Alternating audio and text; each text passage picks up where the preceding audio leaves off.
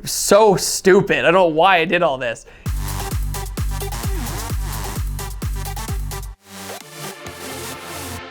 I have a 2JZ 240SX, which is now broken, of course. But before that, when it was built for longevity and everything, I had to do this thing called the Project Car Challenge. It was organized by Rob Ferretti of Super Speeders, and we brought in various different YouTubers to race each other's project cars.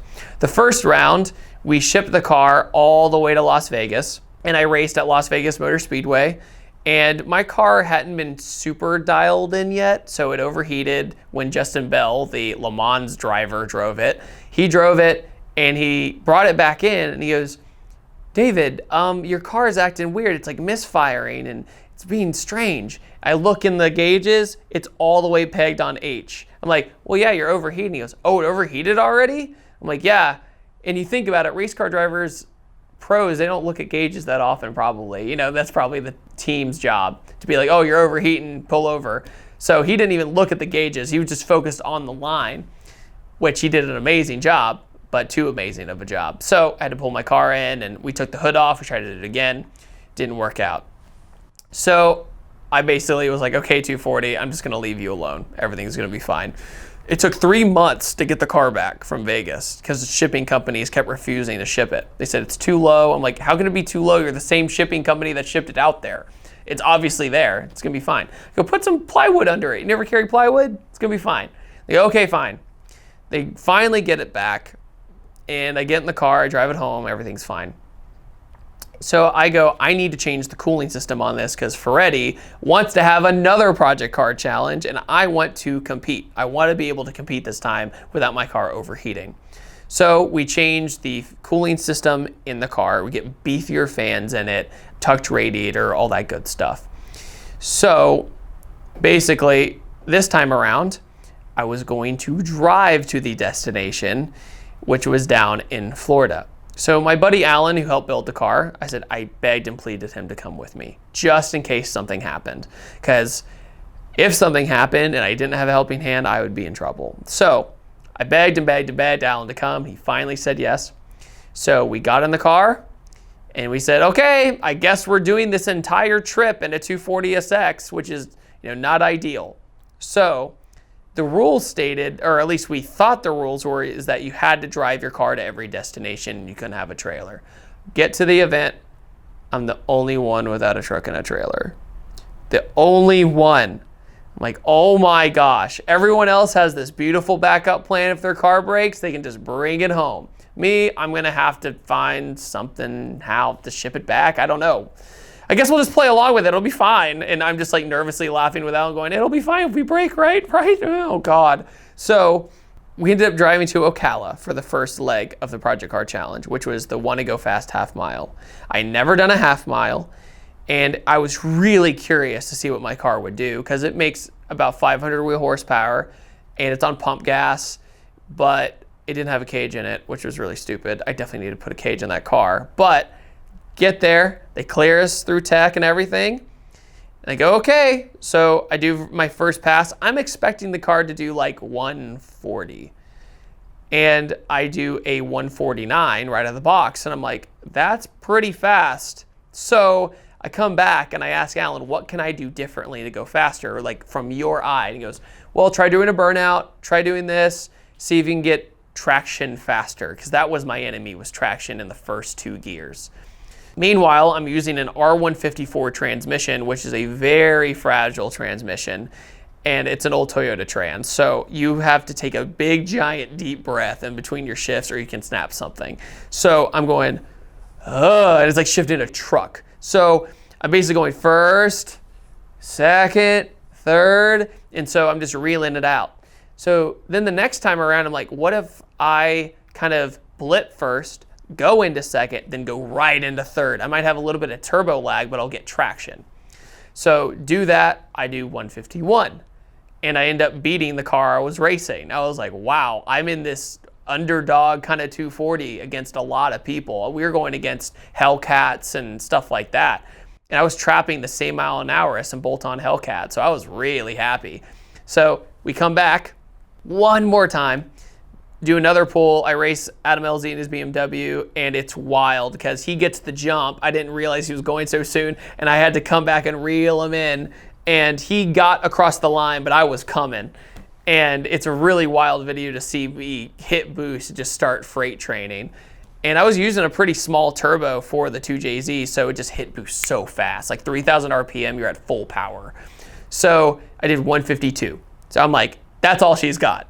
152, I am good.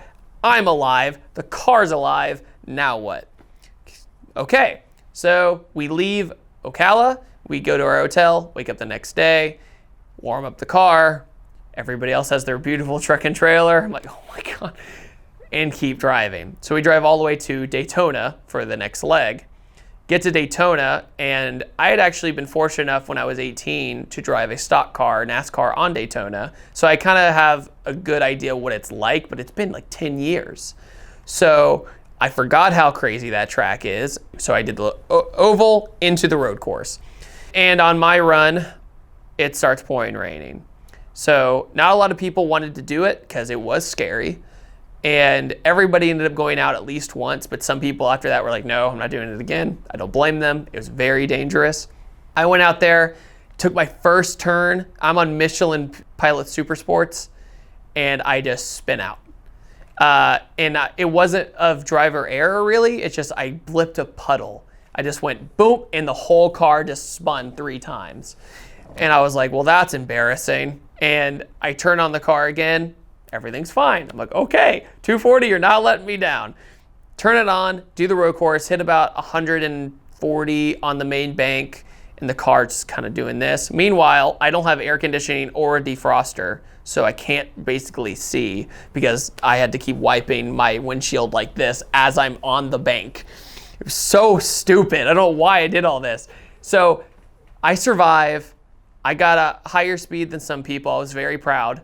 Came back in, everybody loads back up, and I'm like, okay, Alan, ready to get back in this tin can and keep driving? He says, okay. Then we drive all the way to Sebring. Never been to Sebring. You know, it's a 50-year-old track that's never been repaved. Super sketchy track, and it has a really aggressive turn at the end that if you're not careful, if you don't do the line right, you'll understeer right into a wall. So this is the part where Justin Bell returns, and he's gonna do a lap in my car.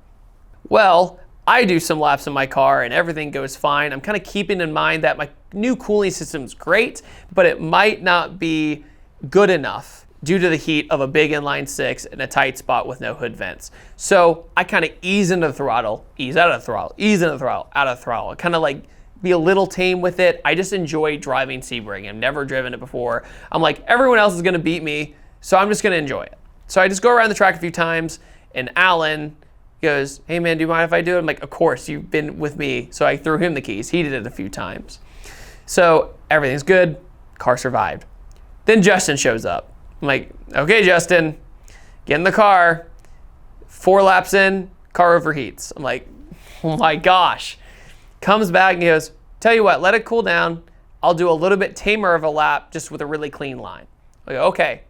He goes back out there, then comes right back in and goes, there's something wrong with your car. I'm like, oh great, here we go again. He goes, your car is yawing to the left every time I accelerate. I'm like, you think the alignment's off or the control arms are broken? What's going on?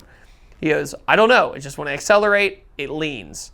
Well, he had a flat tire on one side, and apparently a bolt had came off one of the other project cars and hit mine. So it popped the tire. Meanwhile, who carries performance Michelin tires in the middle of nowhere, Florida? No one. So, thankfully, due to help from the YouTube channel Cletus McFarland down in Florida, he had a very old school plug kit. You know, we just plugged the tire, pumped the whole tire up. So me and Alan look at each other and go, I mean, I guess we're gonna drive all the way back on this plugged Michelin and hope that the 2JZ survived too. You know, it overheated twice. It went through Daytona. It went through a half-mile event. It went through the road trips. It went through all this stuff, and it made it.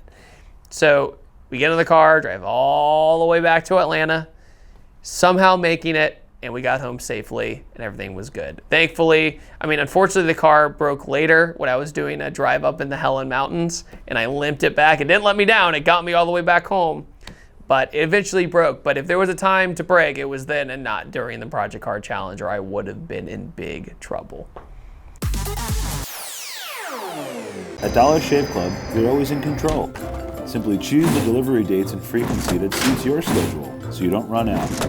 Get a shave, shower, or oral care starter set for just $5 at dollarshaveclub.com.